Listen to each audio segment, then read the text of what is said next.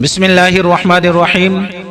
صرف 5 منٹ کا مدرسہ قرآن و حدیث کی روشنی میں 4 رجب المرجب۔ نمبر 1، اسلامی تاریخ۔ حضرت عمر رضی اللہ تعالی عنہ کی بہادری۔ حضرت عمر رضی اللہ تعالی عنہ کی بہادری سے کون نا واقف ہوگا؟ ساری دنیا ان کی شجاعت و دلیری کا اعتراف کرتی ہے۔ شروع اسلام میں مسلمان کعبہ کے پاس نماز نہیں پڑھ سکتے تھے، لیکن حضرت عمر رضی اللہ تعالی عنہ کے اسلام لاتے ہی مسلمان خانہ کعبہ میں کھلم کھلا نماز پڑھنے لگے۔ حضرت علی رضی اللہ تعالی عنہ فرماتے ہیں کہ میرے علم کے مطابق ہر ایک نے ہجرت چھپ کر کی، لیکن حضرت عمر رضی اللہ تعالی عنہ نے علی الاعلان ہجرت کی۔ جب انہوں نے ہجرت کا ارادہ فرمایا تو اپنی تلوار گلے میں لٹکائی اور اپنی کمان کندھے پر ڈالی اور بہت سارے تیر ہاتھ میں لے کر بیت اللہ کے پاس آئے اور اطمینان سے طواف کیا، اور پھر مقام ابراہیم کے پاس جا کر 2 رکعت نماز پڑھی۔ پھر مشرکین کی ایک ایک ٹولی میں گئے اور فرمایا کہ جو یہ چاہتا ہو کہ اس کی ماں اس کے مرنے پر روئے اور اس کی اولاد یتیم ہو جائے اور اس کی بیوی بیوہ ہو جائے، وہ مکہ سے باہر آ کر میرا مقابلہ کرے۔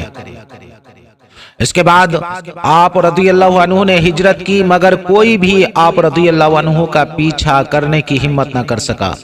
حضرت عبداللہ ابن مسعود رضی اللہ تعالی عنہ فرماتے ہیں کہ عمر رضی اللہ تعالی عنہ کا اسلام لانا مسلمانوں کی فتح تھی، اور ان کی ہجرت مسلمانوں کی مدد تھی، اور ان کی خلافت رحمت تھی۔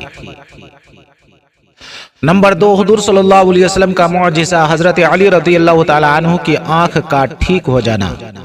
جنگ خیبر کے دن آپ صلی اللہ علیہ وسلم نے پوچھا، علی کہاں ہیں؟ لوگوں نے کہا ان کی آنکھیں دکھ رہی ہیں۔ آپ صلی اللہ علیہ وسلم نے فرمایا ان کو بلاؤ۔ تو حضرت علی رضی اللہ تعالی عنہ آئے۔ آپ صلی اللہ علیہ وسلم نے ان کی آنکھوں پر اپنا تھوک مبارک لگا دیا تو وہ اسی وقت اچھی ہو گئیں، گویا کچھ ہوا ہی نہیں۔ بخاری شریف۔ نمبر 3، ایک فرد کے بارے میں زکوٰۃ کی فرضیت۔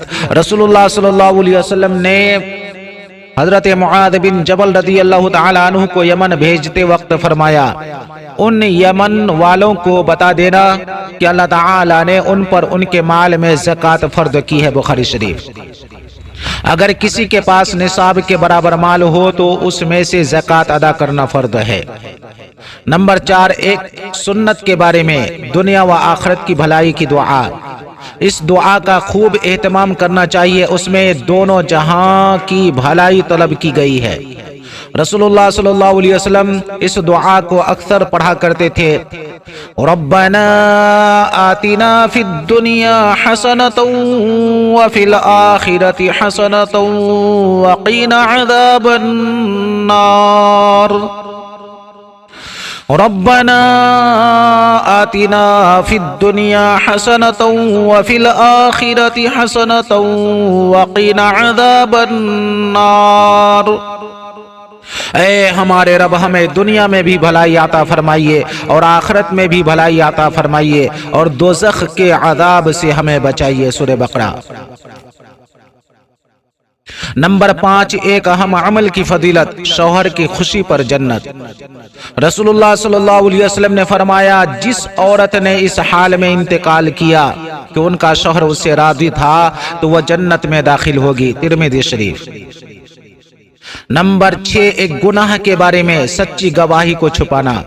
قرآن میں اللہ تعالیٰ فرماتا ہے، تم گواہی مت چھپایا کرو، اور جو شخص اس گواہی کو چھپائے گا تو بلا شبہ اس کا دل گنہگار ہوگا، اور اللہ تعالیٰ تمہارے کیے ہوئے کاموں کو خوب جانتا ہے۔ سورہ بقرہ۔ نمبر 7، دنیا کے بارے میں، دنیاوی زندگی دھوکہ ہے۔ قرآن میں اللہ تعالیٰ فرماتا ہے، دنیاوی زندگی تو کچھ بھی نہیں، صرف دھوکے کا سودا ہے۔ سورہ آل عمران۔ جس طرح مال کے ظاہر کو دیکھ کر خریدار پھنس جاتا ہے، اسی طرح دنیا کی چمک دمک سے دھوکہ کھا کر آخرت سے غافل ہو جاتا ہے۔ اس لیے انسانوں کو دنیا کی چمک دمک سے ہوشیار رہنا چاہیے۔ نمبر 8، آخرت کے بارے میں، قبر میں ہی ٹھکانے کا فیصلہ۔ رسول اللہ صلی اللہ علیہ وسلم نے فرمایا، جب تم میں سے کوئی وفات پا جاتا ہے تو اس کو صبح و شام اس کا ٹھکانہ دکھایا جاتا ہے۔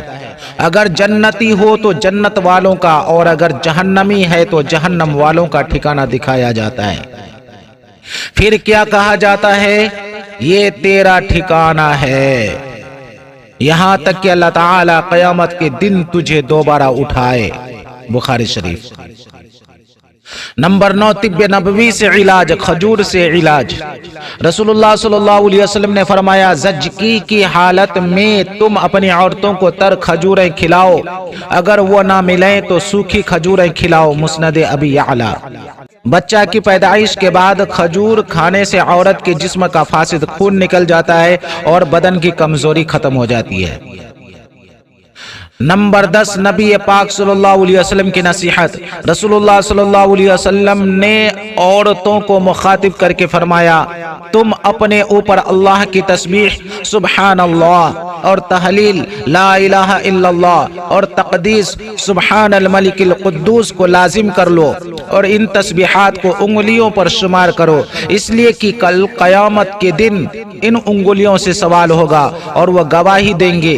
ہرگز اس میں کوتاہی اور غفلت مت کرنا، ایسا نہ ہو کہ غفلت کر کے اجر و ثواب سے بھی محروم رہ جاؤ۔ ترمذی شریف۔